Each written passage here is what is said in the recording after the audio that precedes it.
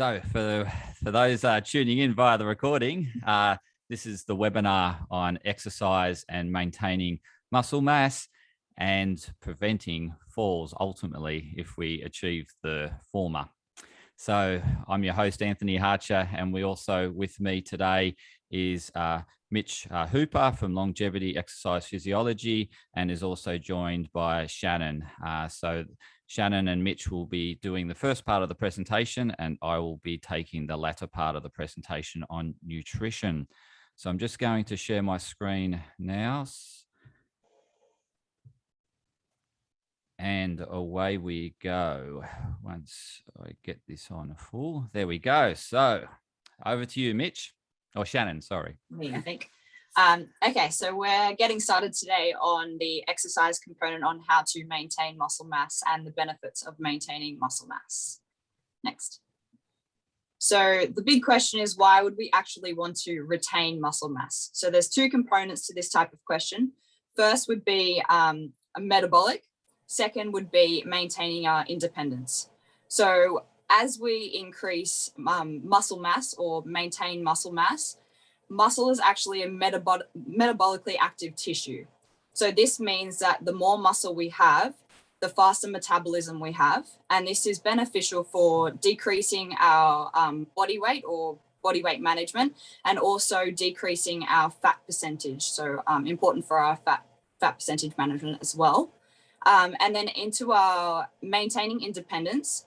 So particularly what we do at the gym here is we go through exercises that relate to ADLs. So ADLs are activities of daily living.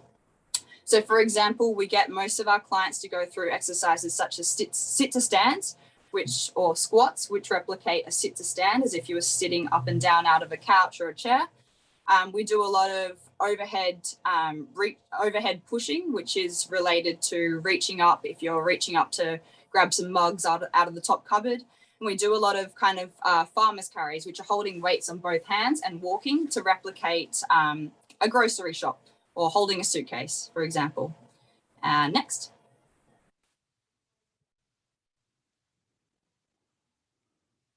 All right, so the first topic is independence, and this is comprised of two components. First, as I said before, being performing the ADLs, the activities of daily living. So as we grow older, these ADLs, such as reaching up to the top cupboard, bringing in our groceries from the car, or lifting heavy pots, can become quite challenging as we age. And then eventually, as they get more challenging, you rely more on the strength of your muscles to complete these tasks. For example, if our leg strength kind of depletes as we get older, when pushing up from a chair, we use more of our tricep strength. And our tricep weakness is our #1 muscle indicator of losing ability to live independently. Next. And the second would be mitigating falls risk, so decreasing the risk of falls. And today, Mitch is going to talk mostly about kind of hip fracture. And so these three are equally related factors.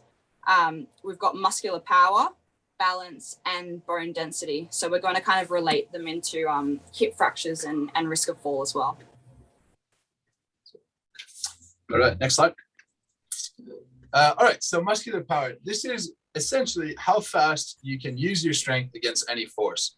In this context, we're talking about the force being your body, or the load being your body. Now, I want you to think about the last time that you stumbled, the last time that you tripped over, the last time that you lost your balance.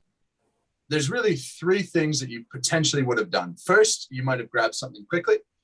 Now, this is going to require a certain amount of arm power and strength to be able to find something, reach quick, grab that strong enough not to fall over. Second, you might catch yourself as you fall with your feet, and that requires a large amount of leg power in the case that you don't fall. Or third, you stick your arm out to break your fall. Now, obviously, this is going to require arm power and strength as well, but we've all heard of people who get to this stage and they actually end up breaking their arm. Now, it's a bit counterintuitive, but as an older person, breaking your arm, the outcome is significantly better than breaking your hip. Either way, it's a bad outcome, so let's try to not have that happen. Now let's think about someone who can't live independently, whether they're elderly, whether they've lost function, anything. Think about what happens when they fall. If you've seen this before, it's pretty traumatizing, it's pretty upsetting, and they really have no timely reaction. They have no productive reaction to stop themselves from falling or to catch themselves falling. Now, when this happens, they have a very hard fall, and whatever happens to hit the ground first on their body is what hits the ground, and there's nothing that breaks that. So oftentimes what we see is people who have hip fracture, who have fractures of the spine, who have fractures of the ribs from falling. Now, as you age, you don't only lose muscle mass, you also lose muscle fibers that act quickly. So we have two types of muscle fibers. One is a fast twitch muscle fiber, and second is a slow twitch muscle fiber. Now, without getting into too much detail, as you get older, your muscles tend to become more slow twitch. So even if you have a very quick response cognitively, which also declines as you get older, you actually don't even have the power and the strength without proper training to be able to move your body quick enough to catch yourself. Go ahead to the next slide. All right, so balance. This is the second component of mitigating your risk of falls. And really, what is balance? So we think of balance as maintaining your body weight, or what we call the center of gravity, within what we call your base of support. So this is your feet on the ground, whether it's 1 foot or 2 feet. Now, when center of gravity is outside your base of support, you have to move or you fall. Now, as we stand day to day, that center of gravity, it slowly moves around between our feet. And we have to constantly bring that back to center. And this is something that we don't even feel. Now, as you get older, that center of gravity moves more and more because your balance isn't quite as good. Now, the second component of that moving around is that you're actually less able to push that center of gravity back to the center, as in right between your feet. So you're always a little bit less unstable, again, without proper training. So with the proper training, we can increase the speed at which we can neutralize ourselves or bring that center of gravity back to right between our feet. And we can actually decrease the movement of that center of gravity within our base of support. So we can get a much tighter waiver. We've all seen old people. If you look very closely, you can actually see their bodies are slowly shifting around in space. If you yourself or one of your loved ones, you can see this, it can be fairly unsettling, and they almost look like they're about to fall, even just standing there still. Go ahead to the next slide.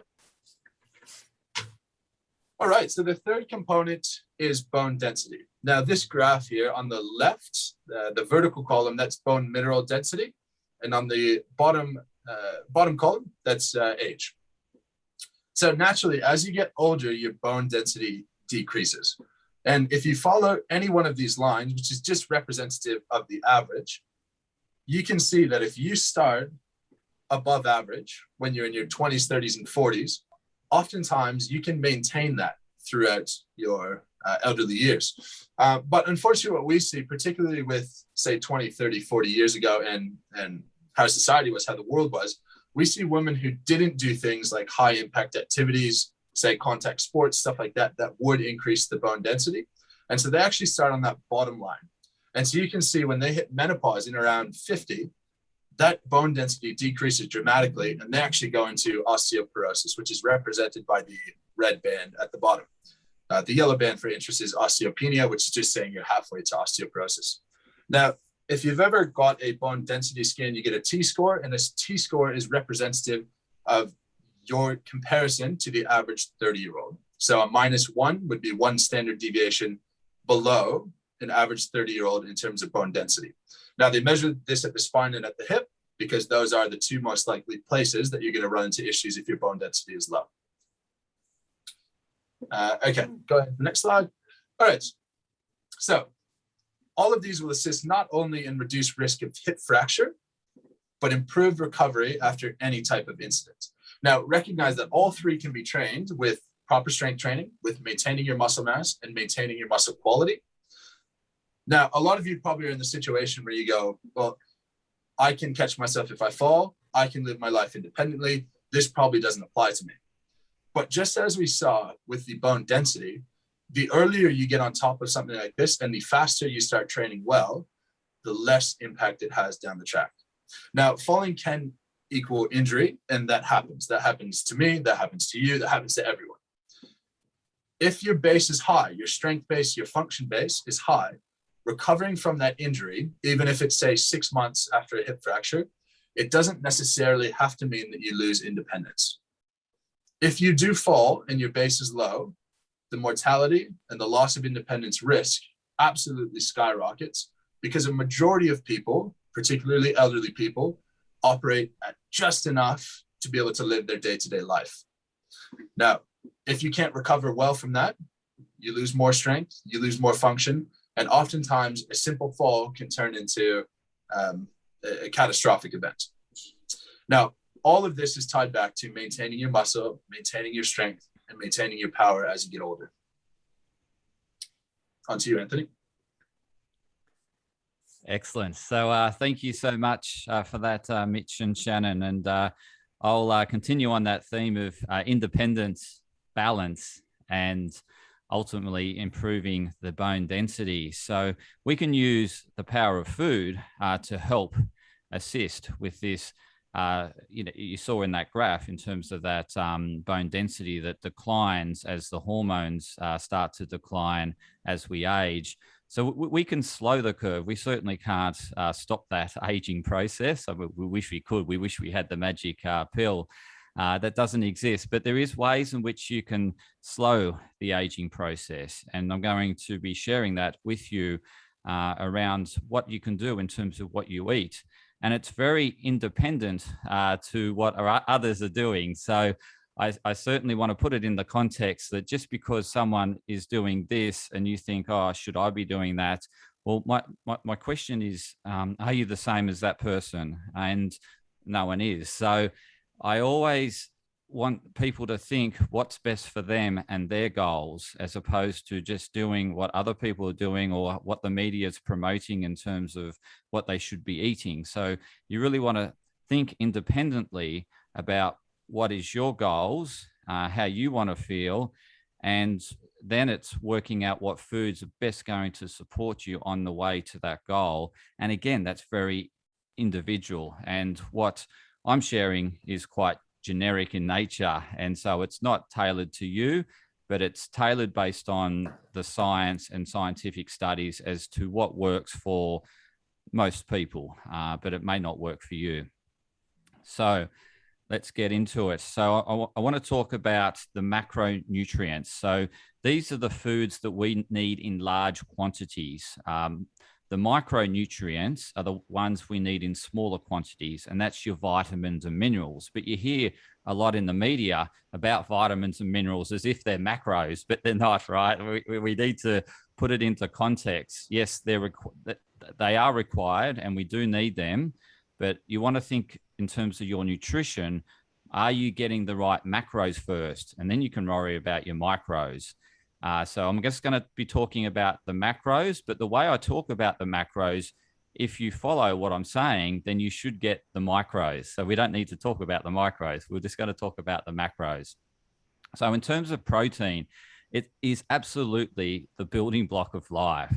We don't exist without protein. We are literally made up of protein.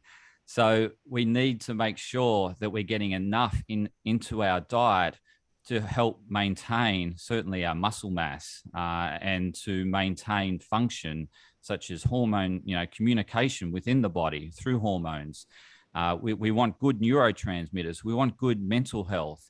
And the backbone of all this, as well as, at the moment, we're talking a lot about the immune system.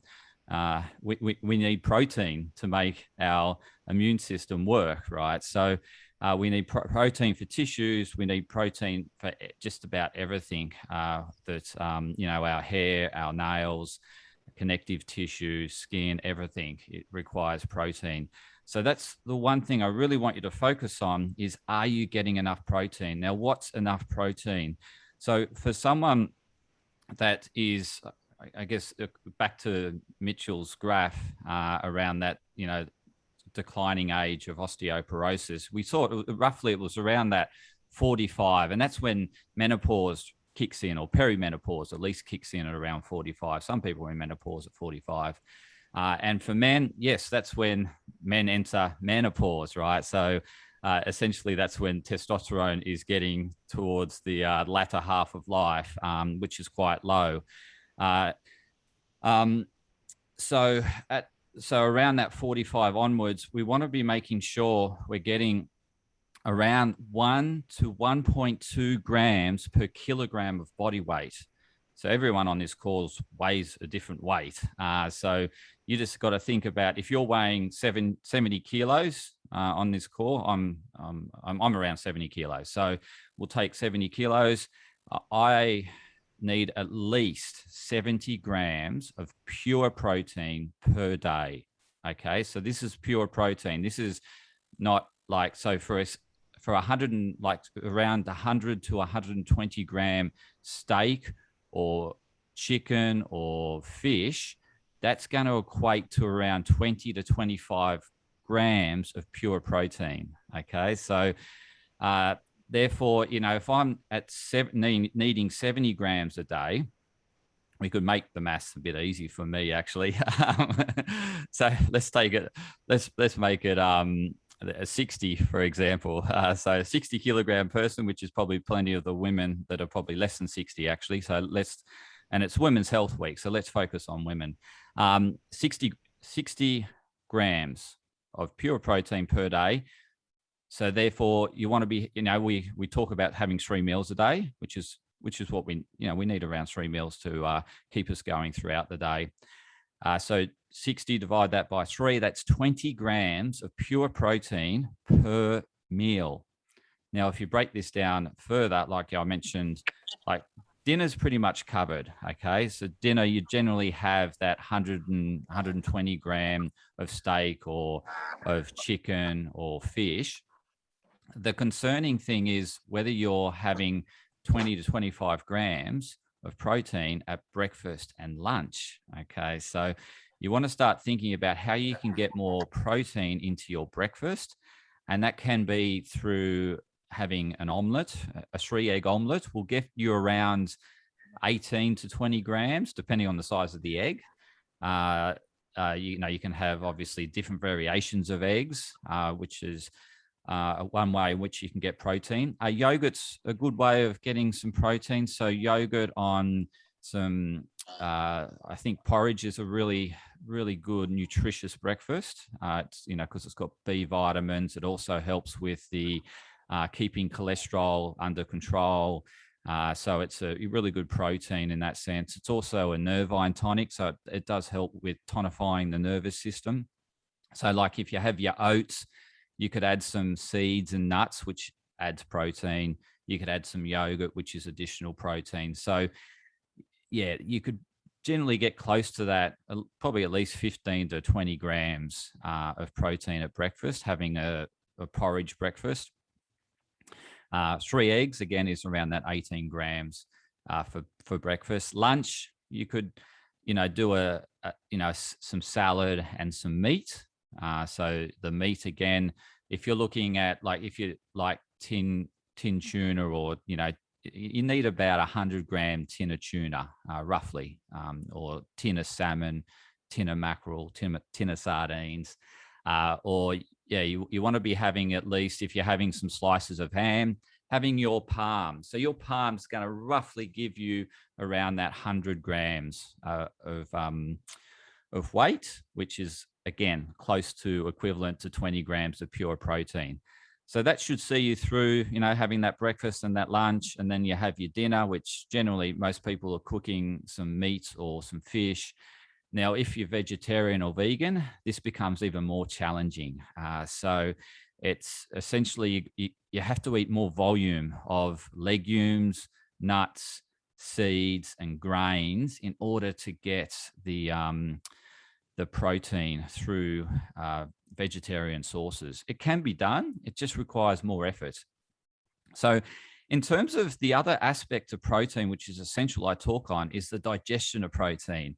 Because yes, you can have that, the 20 grams there in that meal, but if you're having trouble digesting it, then you're going to avoid protein. And generally, as we age, also on the decline, as well as our hormones, is our digestive enzymes. So our ability to break down food is less than what it was in the 20s or 30s. And so this becomes problematic too as we age. So what we want to do in order to support that digestion is we want to really prepare the food well. So you don't want to be having raw. Anything raw is not going to work very well for you. You ultimately want to be having things that are processed in a healthy way. So not over processed. So like not eating white bread and, overly processed foods. It's more so for example, if we're talking breads, it's having the sourdough, which has been fermented. So anything fermented is already partly supporting the digestive system, because our body continues the fermentation process to break down those carbohydrates. So if it has been fermented before we eat it, part of the work's done before we have to digest it. So that really helps the digestive system. The other thing, particularly in the 70s and 80s, as you really get to the latter end of life, that's where digestive enzymes can be really helpful. If you're really struggling with protein and getting protein in, then digestive enzymes can be helpful. How can you get natural digestive enzymes, that aren't supplements? The supplement form is a natural source. But if you want to get it from food, then you want to be having, like with meat, you want to be having pineapple with it, or kiwi fruit, for example, because they contain the enzyme that break down protein. Other things that help is the marination of meat. So when we marinate meat and let it sit in acids, for example, like citric acid or vinegar, that really helps break down the protein. It helps our digestive system. So marinating meat can be really helpful. Any type of fermentation, that really helps more with the vegetarians and vegans, is the fermented forms such as tofu and stuff like that. So tofu is another source of protein that's helpful for the vegetarians. And so for example, with your fish, it's, putting the lemon juice on it will help as well. So the other thing that's really important around digestion is being very mindful. So it's getting away from the Western rushing food and seeing food as not, it's just a burden on life. I've got too many things to do and food just gets in the way. And so I just got to, eat it on the run. What we really want to do is slow down and really connect with the food. And this is where getting back to traditional ways of, preparing the meal really helps with turning on the digestive enzymes. If you can prepare meals, that really helps. Eating slowly, cutting it up really small, chewing it a lot. And that's what I notice a lot with my clients, is they're just not chewing enough. Essentially, you want to be chewing so that food is literally, there's nothing more to chew. That's how much you want to chew your food. So that really helps. And, just getting onto that sort of mushing, so mint protein can be really helpful as we age. So the mince forms, the slow cooked meat is really helpful. So the stews and things like that are really helpful. So hoping that helps in terms of giving you some ideas of how you can prepare your protein so it's easier to digest, but really making this a focal point, because with my elderly clients, I think generally people shy away from the protein because it's hard to digest. And so what I work a lot with my clients is how do we make it more digestible? And there's, protein powders can be helpful for if you're really struggling. So having, protein shakes and things like that can be helpful if you're just finding it really hard to have 3 meals of at least 20 grams of pure protein per serve. So that's probably it for protein. I did touch on all the sources. There's the obvious ones, meats, fishes, but then there's your tofus, your beans, your legumes, your peas, and then you've got your nuts, seeds, and grains.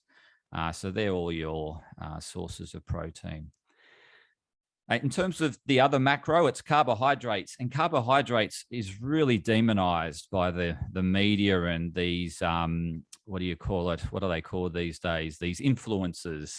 So the influencers, there's no carb, and carbs are bad, and it's rubbish, absolute rubbish. So carbs are essential.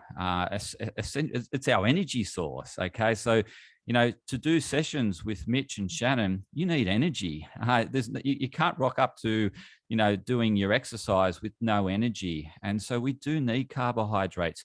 What we want to avoid is the heavily processed ones. As I mentioned again, it's like the white breads, it's the sugar cereals. So your Nutri-Grain, your Cocoa Pops, all that, really processed, over the top, excess, your cakes and sweets. And again, it's not saying that you can't have them at all. It's, if they do exist, make sure they're only the 20% of your diet and not the 80%.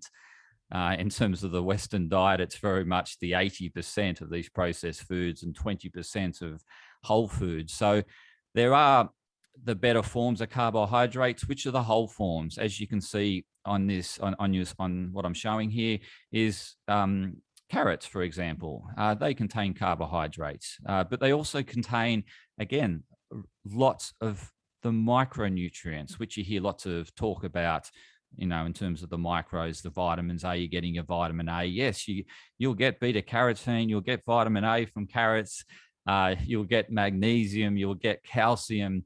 It's just packed of nutrients as well as carbohydrates. So these are the ones where you get the best return on investment. Are your plant-based sources of carbohydrates. So what are they? They're your starchy vegetables. So your potatoes, your sweet potato, your pumpkin, carrots, they contain good carbohydrates. Your beetroot are probably more the carbohydrate-oriented vegetables. The rest of the vegetables don't have a lot of carbohydrates. Your fruits, a great source of carbohydrates. So your bananas, your apples, your pears, whatever's in season is fantastic. The other sources of carbohydrates are your legumes have carbohydrates, your grains, your nuts, and your seeds all contain carbohydrates. So it's more eating the whole forms of like rice. Again, I miss rice. I miss, I'll mention, I guess, grains. So you got your rices, you got your buckwheat, you got your quinoa, you got wheat. So they're probably your major grain sources. So they all contain carbohydrates, but in the whole form, they're also packed with micronutrients, which is your B vitamins. So your grains, if they're in the whole form, are packed with B vitamins. If it's white bread, no, it's just the starch. It's just the carbohydrate. Okay, there's no B vitamin, there's no vitamins, there's no minerals, unless they add it back in, which they typically do. So eating the whole form, you're getting and eating with the skin on, and this is where it comes important to your preparation. You really want to be cleaning the skin well, but yeah, within the skin is a lot of the nutrients. So again, for health reasons, you might peel it off, which is fine. You still get some nourishment from that, but ultimately, if you can eat it with the skin on, ideally. And I'm going to get to the proportions because, as I said, I'm following the theme of Mitch and Shannon. So I mentioned independence around what you eat, not following the media or influencers. And secondly is the balance aspect. I'll cover at the end once I get through the macros.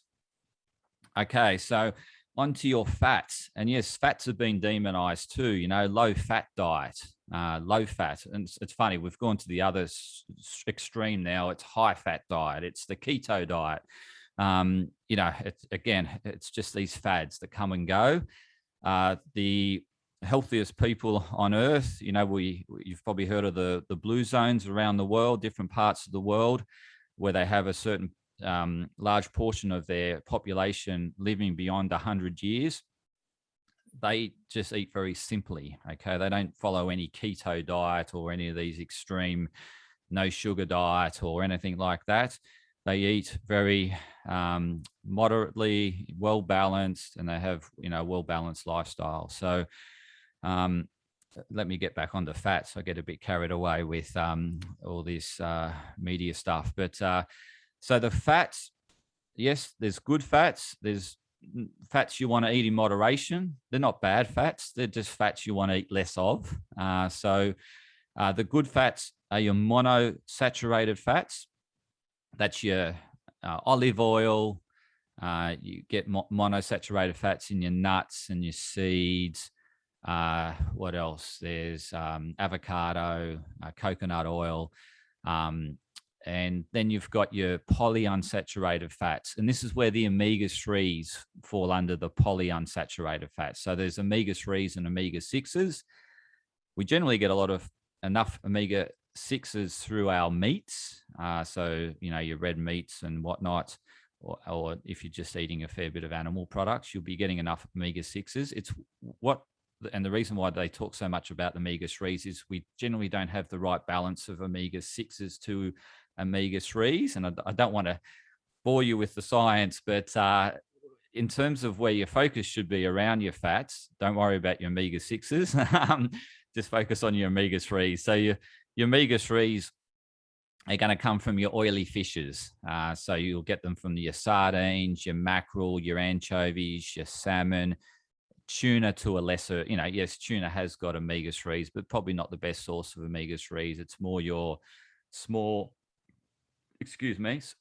oily fishes, such as your mackerel, sardines, anchovies, and then salmon is probably the big ones there. In terms of your plant-based omega-3s, it's your chia seeds, your flax seeds, and walnuts are pretty much the three there.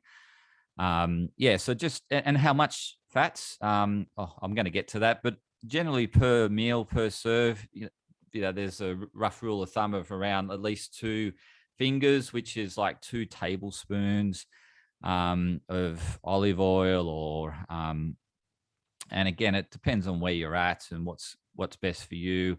You can have a bit more, a bit less, but it's not, so as long as if you're eating more of the better types of the oils, such as I mentioned, the polyunsaturated fats, the monounsaturated fats, and eat less of the saturated fats. And the saturated fats are the ones you can visibly see. It's the white bits on meat. It's the on the rash of bacon, it's the fatty bit, the gristle. So they're generally really easy to see, saturated fats, because they will be solid generally at room temperature. Okay, that's probably it for fats. Now let's get into a video. Now I did exactly what I didn't want to do at the start of the presentation. So I got to unshare my screen and reshare it. I know I did share it with sound. There you go. I shouldn't have doubted myself. Okay, so I'm going to show you a short video to break up my voice.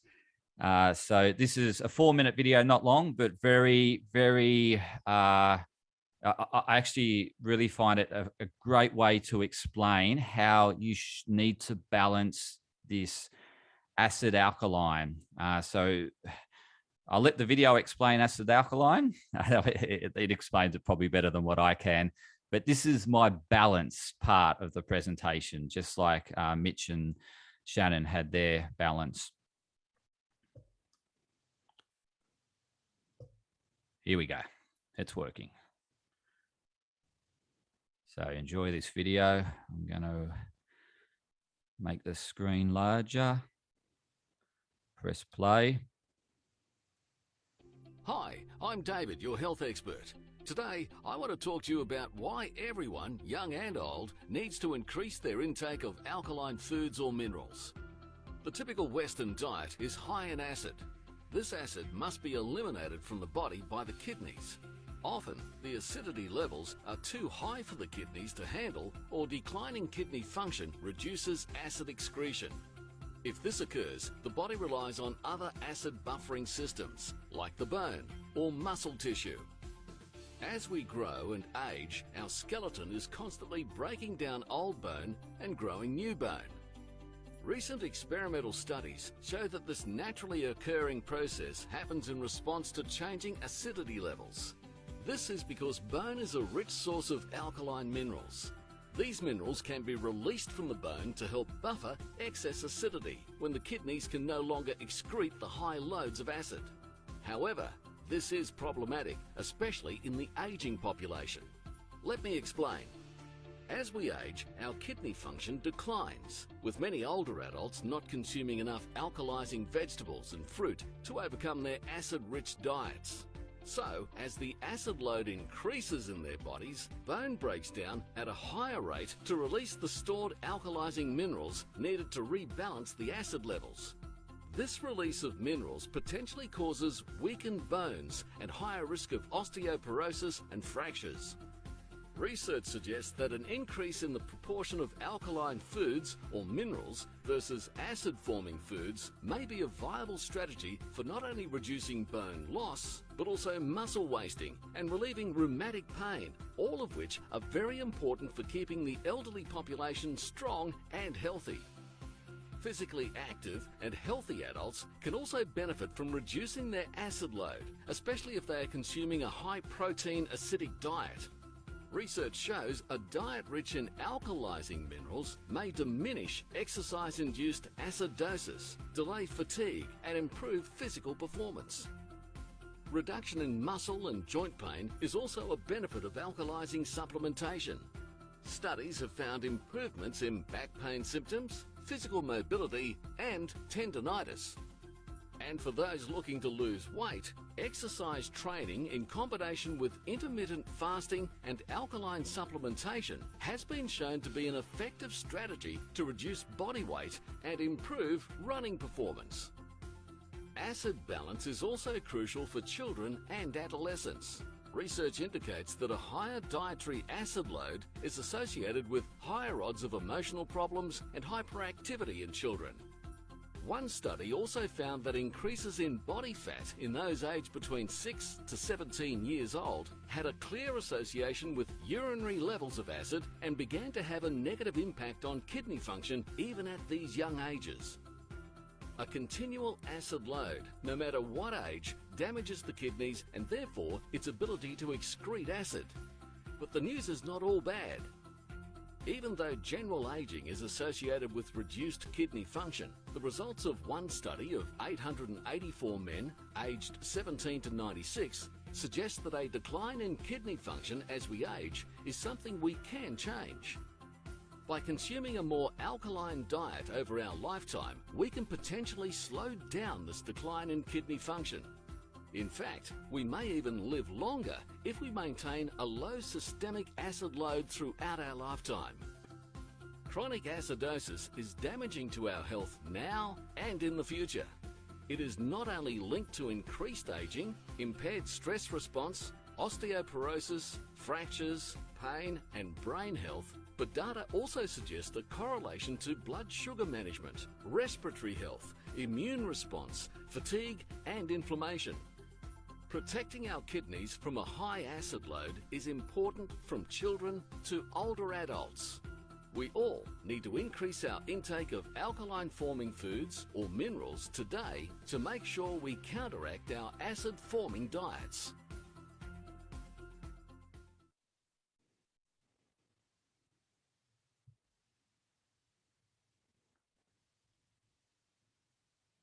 So hopefully that gave you some motivation to eat more fruits and vegetables. So I'm going to get into what is acid forming. So this is when we talk about acid and alkaline, it's the metabolites. It's how they break down in the body. So it's not what they taste like in the mouth. So that it, like, for example,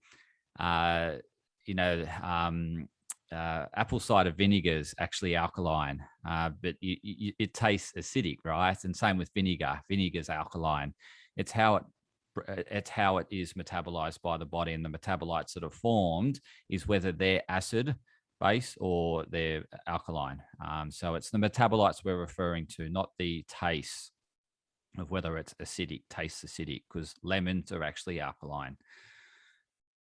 So in terms of explaining what's acid forming in terms of metabolites and what's alkaline forming, the fruits and vegetables are alkaline.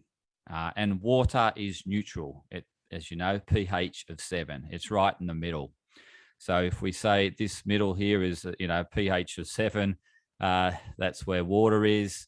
If you want more alkaline, and again, it's about the balance. So I'm not saying you don't eat acid forming foods, because I spent the first half of the presentation saying you need to eat more protein, and protein has acid forming metabolites. It's about the balance. So so for example, if we go to the Western plate, or you go to this pub, not that we can go to the pub, but when you go to the pub, typically half the plate is a steak, right? And then there will be potatoes, about a quarter, and then there'll be maybe a couple of vegetables on that plate. Now, that is very acid forming. So a better balance is at least half the plate of vegetables, at least half. You could even sneak over a bit into the cart. Like if you're not very active, then you can go in, can have more vegetables and take over a bit more of this 25% whole grains, okay? And that might be a better balance for you. But if you're very active, then you don't want to compromise these whole grains. You need your carbohydrates, although you can get your carbohydrates through your starchy vegetables. So again, it's finding this balance, and it's a constant work in progress. You'll never arrive at the perfect diet. It's constantly just working away. And the way I do it is if you have a more acidic sort of breakfast, for example, like if you're having your 3-egg omelet, unless you have a lot of vegetables with that, then it's going to be more acidic in nature. So what I do is then try to balance it up at lunch, or, I'll eat a lot more salad or a lot more vegetables at lunch, but still have some protein. So it's just about just finding that flow that works for you. But generally, speaking, this is how you want your plate looking. So this 25% of the plate is your palm. And again, that will give you around that roughly 20 grams of pure protein. And as I said at the start, in terms of that protein, it's around that 1 to 1.2 grams per kilogram of body weight. So you might need to have some snacks in order to, top up that protein. But in saying that, you could have snacks that aren't so acidic, such as an example would be seeded crackers, like seeded crackers with avocado on top. And, you could add some avocado and tomato, for example, on a seeded cracker. Then you're getting your protein, but you're also getting a nice acid alkaline balance. So I don't want to add too much confusion, but I just wanted to put it into context to help you better visualize what you should be working towards. And again, this is very general. Everyone's got unique circumstances. So this, these ratios may change, obviously, depending on where you're at in life and what your goals are. But this is just a general picture to put it into context. And then again, putting things back into context, nutrition's only one part of the overall pie of holistic wellness. So Shannon and Mitchell spoke about movement and the importance of that. I've spoken about nutrition, but there's other aspects of health and well-being that you need to be, in order to get, you need a good night's sleep in order to maintain muscle mass, for example, or to grow muscle tissue. You can't grow muscle tissue if you're not sleeping well. That's where all our repair work happens, is as we sleep. So the sleep's essential element. Relationships are essential part of this. The studies on happiness have found that relationships are the most important thing associated with happiness. So it's important we have good relationships. And then we also allocate time where we relax and be peaceful, whether, that be in prayer, or whether that be meditation, or whether that be playing a game you love. It's important to have space, create space, not fill your calendar with nonstop activity. We need to create space and have time for the body to relax and recuperate. So that's it for the formal presentation. we do have a special offer for everyone that's attended. We would like to extend this offer to you, and it's a free 15-minute consult with Longevity, so with Mitchell or Shannon, and or with me, depending on where you most need the support. If you are needing more support around, that balancing aspect, or building the muscle mass, or just finding out the right exercise for you, then absolutely Mitchell and Shannon are your go-to. If you're struggling on the other side, which is nutrition, or if you're struggling on both sides, you can do both. We're extending this offer, so you can take up 15 minutes with Longevity, talking about exercise, and 15 minutes with me talking about nutrition. And what we'll do in that 15-minute session is really understand where you're at and what's most helpful for you. So here's the emails, Mitchell's emails here. If you want to email Shannon, you just put Shannon at the front. It's the same back end of the email at longevitypt.com.au, and my email's here as well to make a booking. Now we're going to flick to question and answer time. We have 8 minutes, and I'm happy to stay on a bit longer if needed. So I'm just going to stop the recording